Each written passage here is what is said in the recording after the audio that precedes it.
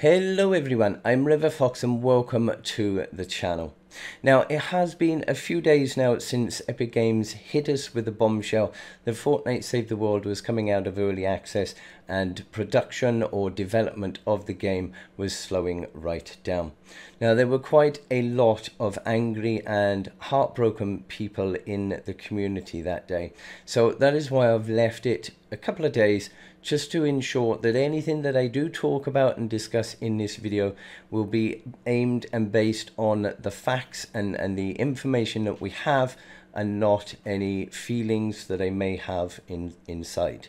Now, a lot of you, myself included, find Fortnite Save the World to be a fantastic game. Yes, it has its bugs, it has its issues, and we have our issues with Epic Games, but Fortnite Save the World as a game is unlike any other game that I have seen or ever played.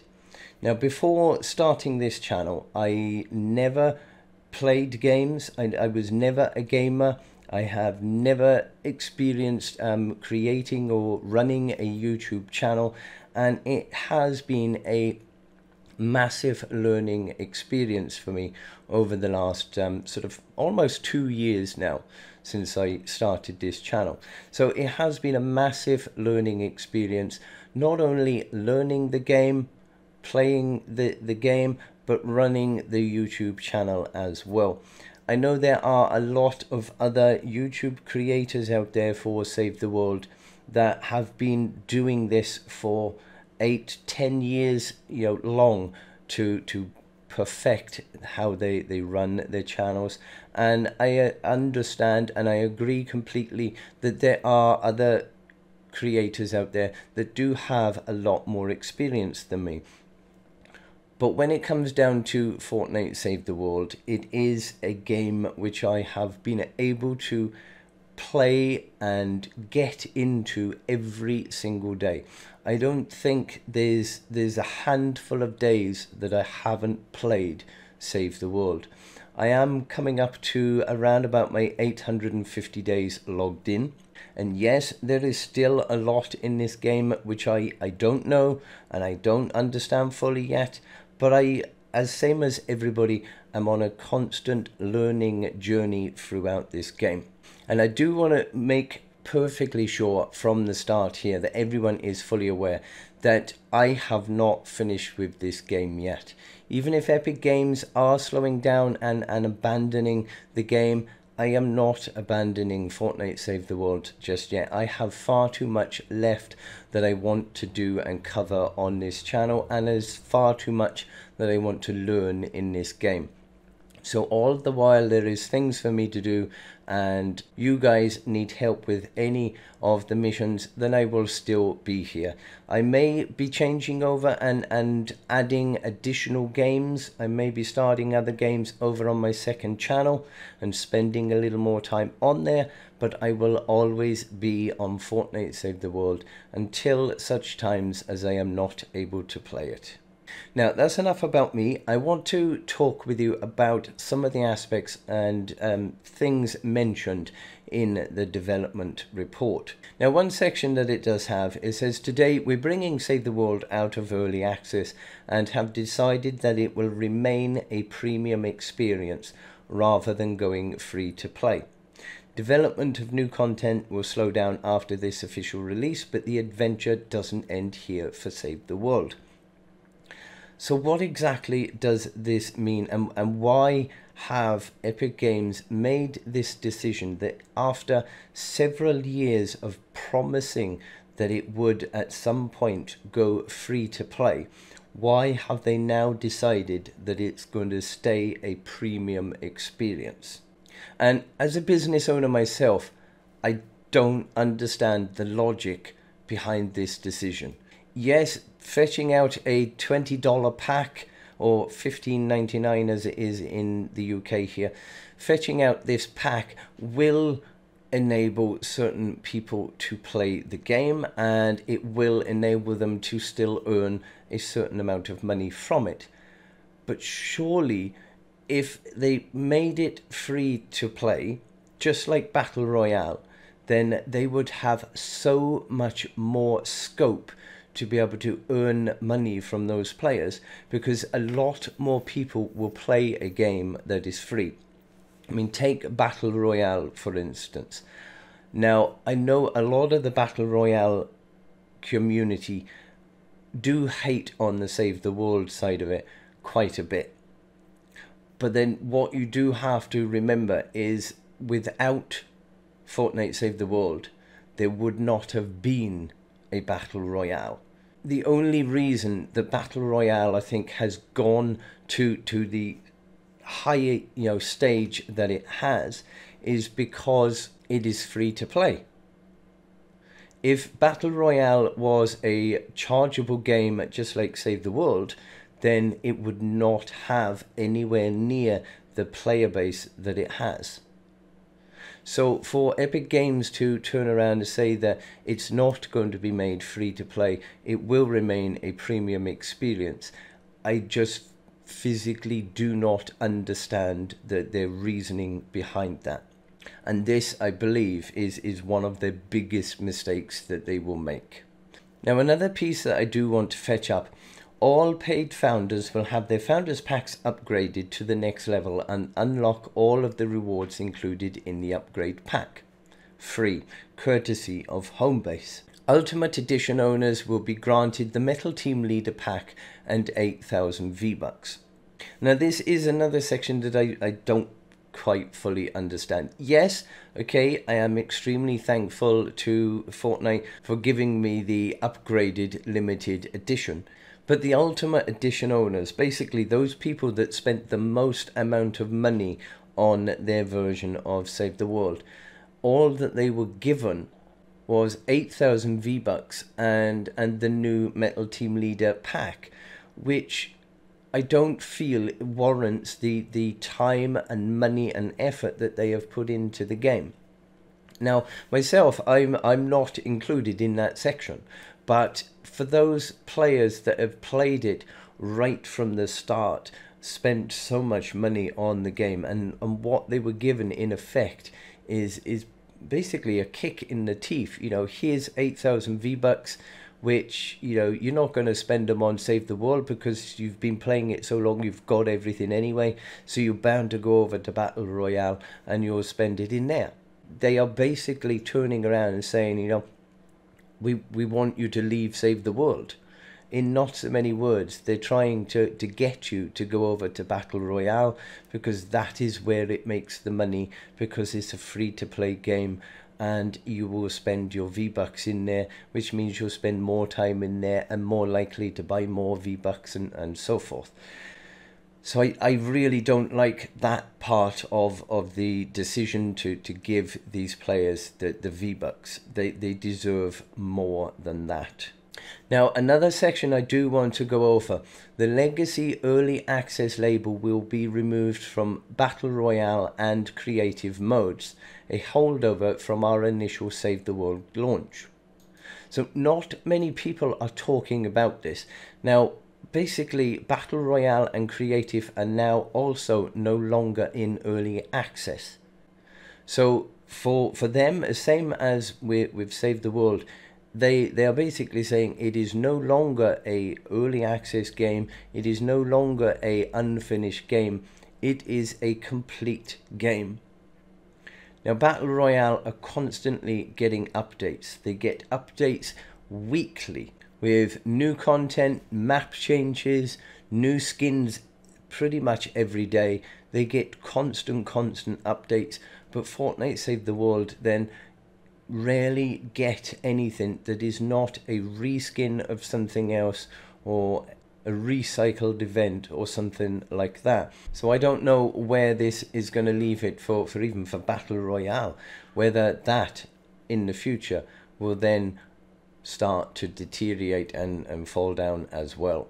But the main thing, one of the main things that I do want to note: over the coming months, Save the World will no longer be able to support all upcoming Fortnite Battle Royale cosmetic purchases but your existing library of cosmetics will continue to function in both modes. Fortnite spent months and months and months working on the Save the World locker system, only for it to just get stopped. I don't understand why they spent so long working on getting that feature into the game, only for them to now say that, you know, you've got your cosmetics, you've got your pickaxes and your skins, but anything new that we fetch out in Battle Royale, you won't be able to use that. You'll only be able to keep it in Battle Royale. I just do not understand that reasoning at all. No idea. Long-term replayability is the key motivation behind our next major feature, Ventures. Ventures is a new season-long excursion that takes place in a seasonal zone with new and unique modifiers to tackle. Each venture season brings in a path of continued progression and fresh seasonal levels to climb. So they are obviously working on this new Ventures, which is going to be a new mode which is going to be added in to Save the World. Possibly the last major thing that we will get in Save the World before it ends. But the term long-time replayability is the key motivation. It is not. If you are taking Save the World out of early access, and you are basically reducing the development of that game down to the absolute bare minimum, there will not be long-term replayability. There are many people out there now already, and have been for the last year, at the end game of Fortnite. There has been nothing new for them to do. So how on earth are they going to make it that these players will continue to play time and time again in the same missions, the same biomes, the same uncompleted Twine Peaks, which we will get into shortly? There is nothing in here that gives long-term players a constant replayability feature. There are more great updates to look forward to as the pirates have invaded Homebase. Along with this comes a brand new tropical biome, an all-new narrative questline, and one of Homebase's own to join the team. Now I do want to talk about this bit. Now the new Scurvy Shoals maps that we have got, I do want to give full credit to the development team for these. I have spent a lot of time the last couple of days in these missions, and although it does look like it is only one map, there are so many different variants of that map, and so many different places that may spawn in on certain missions, and secret places that you can go into. There has been a lot of time and effort put into this map. So when you do see the new tropical biome and you think, oh, it's just one single map, just remember the amount of time and effort that has gone into creating that map, and all of its secrets, all of its different places to go to. There has been a long time spent on that, and with the small development team that we have got in Save the World, then they have spent a long time working on it, and I do want to thank them for that, because the problems we have are not with the development team, they are with Epic Games themselves. So for the development team of these, a big thumbs up. I do really love the new biome. It is very bright and colourful, and as I said, there are so many hidden places you can go to. And of course, if you do complete the Yars Return questline, then you will get the Director Riggs hero. Now I do want to pop up a little bit of the actual storyline for the Yars Return. There are some sections of the narrative in there which, in my opinion, I think the development team have probably been aware of this decision for quite some time. I'm going to take my webcam off. I'm going to put the narrative up on the screen for you, just so you can hear some of the audio lines for yourself and and you make the decision. But myself, I think the development team have known about this decision for quite some time, and I think this is their way of saying how they feel. Every day is worse than the last. Nothing we try is working. Nothing. What am I supposed to do? Lay down and die? Is that the answer? Because I don't see any other options here. Give me something. Anything. Show me a sign. At least have the decency to let me know if you've turned your back on us. Please. So, I should have made it clear I was in the room when you started doing whatever it is you're doing. But then I was like, maybe he'll stop soon and I can sneak out. But now I see that was not the correct tactic. Dennis, hi. I was just preparing the lunch menu. Do you want a few seconds to come up with a better lie? Could you maybe do me a favor and forget everything you just heard? Nearly there. But first, since that was a little uncomfortably real, I think we could all use a change of scenery. And also, everyone in the field could use some help taking out the lobber swarm. The lobbers swarm now. It's just an expression. And an emergent battle strategy, but let's not think of that or anything else right now. Let's hunt lobbers! Grab that telescope, tell me what you see. Monsters. Yeah, sure, but anything else? Wreckage left behind by monsters? Let's try again. Go for it! What do you see? I see the end of the world, Dennis. What else were you expecting me to see? Something hopeful. In a battlefield? Yeah, I know, but this sort of thing always seems to work out for Ray. Let's try again. Grab that telescope. All right, now, what do you see? Survivors. Running away from home base. Lars, why aren't we covering Sector 4? We're trying. Too much cloud cover and way too many husks. Then send out another team. There is no other team.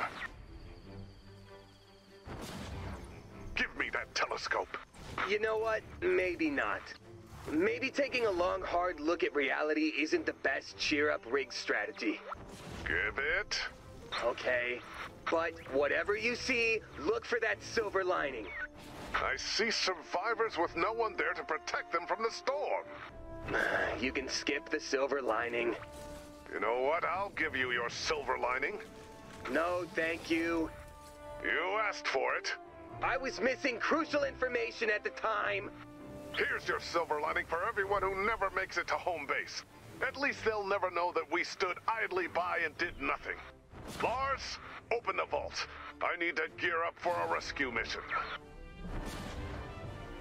Hey, so I've been meaning to ask you, are things really getting worse? Do you want the director of HR answer or the friend answer? The truth. But sugarcoat it a little. Like, just enough truth so that I can prepare, but not so much that I can't sleep. It is getting worse. And it will continue to get worse. Remember when I asked for some sugarcoating? I do. Oh. Oh, no. Well, what's going to happen? We're going to work hard and we're going to get better. What if we don't? We don't survive. But I'm not about to let that happen. And I bet you aren't either. Now come on, it's graduation time. And in closing, it really is customary to warn the commencement speaker that commencement is happening. Not all of us are great at coming up with inspiring speeches on the fly. So, I hope you forget about this immediately and just remember how proud you must be to, line. Be a home base hero. Yes, that. By the power vested in me, you may now fight the husk. Thank you, Lars. And thank you, Dennis, for your help and support these last few hours. And to all of you home base heroes, thank you for everything you do. And thank you for welcoming me to the fight. Today, I'm reminded of a great poem. Yeah, they're gone. You should get going too.